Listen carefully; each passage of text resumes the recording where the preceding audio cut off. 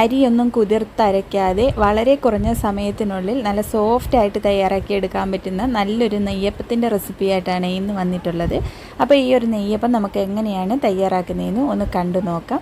ഈ വീഡിയോ കണ്ടുകൊണ്ടിരിക്കുന്ന സമയത്ത് നിങ്ങൾക്ക് ഇഷ്ടപ്പെടുകയാണെങ്കിൽ മറക്കാതെ തന്നെ ആ ലൈക്ക് ബട്ടണും കൂടി ഒന്ന് ക്ലിക്ക് ചെയ്തേക്കണേ. ചാനലൊന്ന് സബ്സ്ക്രൈബ് ചെയ്ത് ഒന്ന് സപ്പോർട്ട് കൂടി ചെയ്യാം. ആദ്യം നമുക്കിതിലേക്ക് വേണമെന്ന് ശർക്കരപ്പാനി ഒന്ന് തയ്യാറാക്കിയെടുക്കാം. അതിനായിട്ട് ഞാനൊരു പാനിലേക്ക് 1/2 കപ്പ് ശർക്കര ഇട്ട് കൊടുത്തിട്ടുണ്ട്. ഇതിലേക്ക് ഒരു 1/2 കപ്പ് വെള്ളവും കൂടി ചേർത്തിട്ട് ശർക്കരയൊക്കെ നന്നായിട്ടൊന്ന് മെൽറ്റാക്കി നന്നായിട്ട് ഇതൊന്ന് തിളപ്പിച്ചെടുക്കാം. ഇതിപ്പോൾ ഓവറായിട്ടുള്ള മധുരം കാണില്ല, നോർമൽ മധുരമേ കാണത്തുള്ളൂ. ഇതിപ്പോൾ ശർക്കരയൊക്കെ നന്നായിട്ട് മെൽറ്റായി നല്ലതുപോലെ ഇതൊന്ന് തിളച്ച് വന്നിട്ടുണ്ട്. ഇത്രയും മതിയാകും. ഇനി നമുക്കൊന്ന് അരിച്ചെടുക്കണം. ഇതിലെന്തെങ്കിലും പൊടിയൊക്കെ ഉണ്ടെങ്കിൽ ഒന്ന് പോയി കിട്ടാൻ വേണ്ടിയിട്ടാണ്. ഇനി ഇതാ ഒരു പാത്രത്തിലേക്ക് 1 കപ്പ് അരിപ്പൊടിയാണ് ചേർത്ത് കൊടുക്കുന്നത്. ഇപ്പോൾ മറക്കാത്ത അരിപ്പൊടിയാണ് ഞാൻ എടുത്തിട്ടുള്ളത്. പുട്ടുപൊടി ഇതിലേക്ക് എടുക്കരുത്. അതിന് കൂടെ തന്നെ 1/2 കപ്പ് അളവിൽ മൈദ കൂടി ചേർത്ത് കൊടുക്കാം. ഇനി 2 നുള്ളു ഉപ്പ് കൂടി ചേർത്ത് കൊടുത്ത് ഇത് നന്നായിട്ടൊന്ന് മിക്സ് ചെയ്തെടുക്കാം.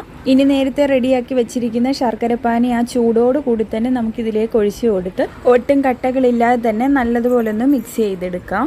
നമ്മൾ ശർക്കരപ്പാനി മാത്രം ഒഴിച്ച് മിക്സ് ചെയ്യുന്ന സമയത്ത് ഇതാ ഈ ഒരു കട്ടിക്കായിരിക്കും ഉണ്ടാകുന്നത്. അപ്പോൾ നമുക്കിതിലേക്ക് കുറച്ച് വെള്ളവും കൂടി ഒഴിച്ചു കൊടുത്തിട്ട് നല്ലതുപോലെ ഒന്നുകൂടി ഒന്ന് മിക്സ് ചെയ്തെടുക്കാം. ഒരുപാട് വെള്ളം അങ്ങ് കൂടിപ്പോകരുത്, കുറേശ്ശെ വെള്ളം ഒഴിച്ചു കൊടുത്ത് മിക്സ് ചെയ്തെടുക്കണം. വെള്ളം ഒരുപാട് അങ്ങ് കൂടിപ്പോയി കഴിഞ്ഞാൽ നമുക്ക് ഈ ഒരു കറക്റ്റ് പരുവത്തിന് നമുക്ക് നെയ്യപ്പം റെഡിയാക്കി എടുക്കാൻ പറ്റില്ല. ഇത് ഞാൻ മിക്സ് ചെയ്തെടുത്തതിന് ശേഷം ഇതിൻ്റെ പരുവം ഞാനൊന്ന് കാണിച്ചു തരാം. ഇതിപ്പോൾ ഞാൻ നന്നായിട്ടൊന്ന് മിക്സ് ചെയ്തെടുത്തിട്ടുണ്ട്. ഇനി കുറച്ച് കറുത്ത എള്ളും അതുപോലെ തന്നെ കുറച്ച് തേങ്ങാക്കൊത്തൂടി ഞാനൊന്ന് നെയ്ക്കകത്തൊന്ന് മൂപ്പിച്ചെടുത്തിട്ടുള്ളതാണ്.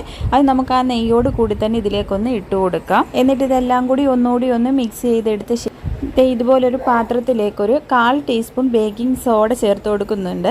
ഇതിലേക്ക് 1 ടേബിൾ സ്പൂൺ വെള്ളവും കൂടി ഒഴിച്ചു കൊടുത്ത് നന്നായിട്ടൊന്ന് മിക്സ് ചെയ്തെടുത്ത ശേഷം നമ്മൾ നേരത്തെ റെഡിയാക്കി വെച്ചിരിക്കുന്ന ആ ഒരു ബാറ്ററിലേക്ക് ഒഴിച്ചു കൊടുക്കാം. എന്നിട്ട് ഇതെല്ലാം കൂടി നന്നായിട്ട് ഒന്നുകൂടി ഒന്ന് മിക്സ് ചെയ്തെടുക്കാം. നമ്മുടെ ഈ ബാറ്ററിൻ്റെ പരുവം എന്ന് പറയുന്നത് ഇത് കണ്ടില്ലേ, ഈ ഒരു പരുവത്തിന് വേണം റെഡിയാക്കി എടുക്കാനായിട്ട്. ഇതിലും കൂടുതലായിട്ട് വെള്ളം ഒരുപാട് അങ്ങ് കൂടി പോകാതെ നോക്കണം. ഇനി ഇത് നമുക്ക് റെസ്റ്റ് ചെയ്യാൻ വെക്കേണ്ട ആവശ്യമില്ല. ഇപ്പം തന്നെ നമുക്ക് നെയ്യപ്പം ചുട്ടെടുക്കാം.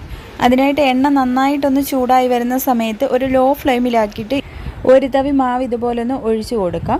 ലോ ഫ്ലെയിമിൽ വെച്ചിട്ട് വേണം മാവ് ഒഴിച്ചു കൊടുക്കാനായിട്ട്, ഇല്ലെങ്കിൽ നമ്മുടെ ഇതിൻ്റെ ഉൾഭാഗമൊക്കെ വേവാതെ വരും. ഇതാ നമുക്ക് കാണുമ്പോൾ തന്നെ അറിയാം, ഇത് പെട്ടെന്ന് തന്നെ ഇതാ നമുക്ക് ഇതുപോലെ ഒന്ന് പൊങ്ങി കിട്ടും.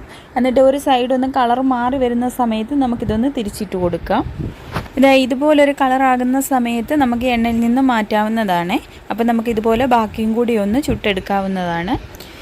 നെയ്യപ്പമൊക്കെ ഞാനൊന്ന് റെഡിയാക്കി എടുത്തിട്ടുണ്ട്. ഇപ്പം നിങ്ങൾക്ക് കാണുമ്പോൾ തന്നെ അറിയാം എത്രത്തോളം ഇത് നമുക്ക് സോഫ്റ്റായിട്ടാണ് കിട്ടിയിട്ടുള്ളതെന്ന്. അരി കുതിർക്കാനോ അരയ്ക്കാനോ ഒന്നും തന്നെ സമയം കളയണ്ട. വളരെ പെട്ടെന്ന് നമുക്ക് സിമ്പിളായിട്ട് തയ്യാറാക്കി എടുക്കാൻ പറ്റുന്ന നല്ല സോഫ്റ്റ് ആയിട്ടുള്ളൊരു നെയ്യപ്പമാണ് കേട്ടോ.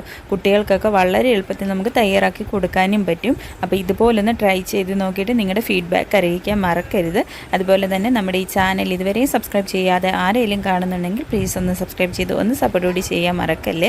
അതുപോലെ തന്നെ നിങ്ങളുടെ ഫ്രണ്ട്സിനും ഫാമിലിക്കും ഒക്കെ ഇതൊന്ന് ഷെയർ ചെയ്തുകൂടി കൊടുക്കുക. നല്ലൊരു റെസിപ്പിയുമായി നമുക്ക് വീണ്ടും കാണാം. താങ്ക്